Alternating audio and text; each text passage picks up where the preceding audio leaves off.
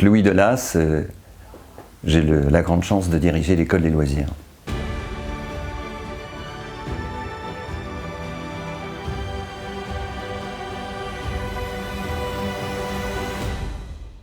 L'école des loisirs a été créée en 1965 et la colonne vertébrale de la maison, ce sont les albums. Et l'auteur emblématique des albums, c'est Tommy Ungerer, qui a une quarantaine de titres au catalogue. Et les cofondateurs de la maison, donc Jean Fabre, Jean Delas et Arthur Hubschmid, testaient sur moi leurs projets éditoriaux.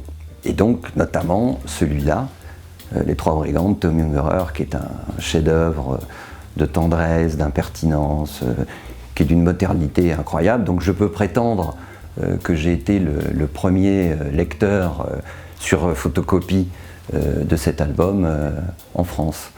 Et ce qui est quand même très émouvant, c'est que quand j'ai rejoint la maison en 2013, j'ai eu la chance de travailler avec Tommy Ungerer et même publier son dernier titre qui s'appelle Juste à temps, où en fait c'est un personnage qui court derrière son ombre.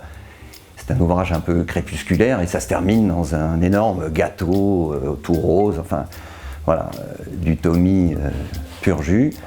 Et c'est vrai que donc cette boucle, entre avoir été dès le départ de ma vie personnelle et professionnelle avec l'œuvre de Tommy et de le boucler en publiant son dernier livre, c'est quand même merveilleux pour moi. Oui, en plus il y a dans cet album une illustration où il y a le vilain brigand qui tient Tiffany dans ses bras, et personnellement je trouve que c'est une des plus belles illustrations de littérature de jeunesse parce qu'il y a tout là-dedans. En plus c'est une histoire qui a du sens.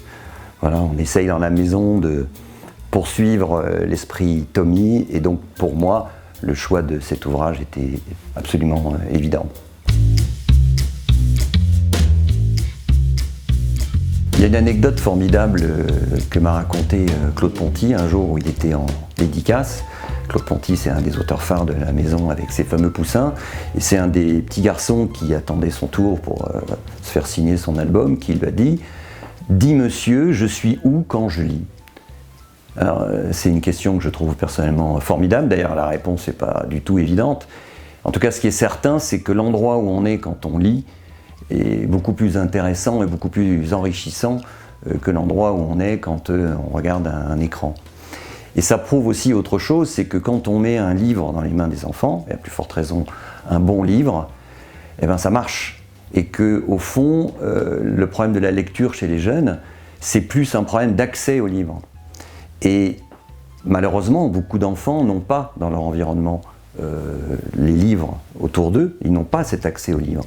Mais si vous leur mettez un livre dans les mains et que ce livre est un bon livre, c'est gagné pour la vie. Et c'est gagné pour la vie pour lui, évidemment, mais aussi pour nous, parce que c'est à l'évidence un vrai enjeu sociétal.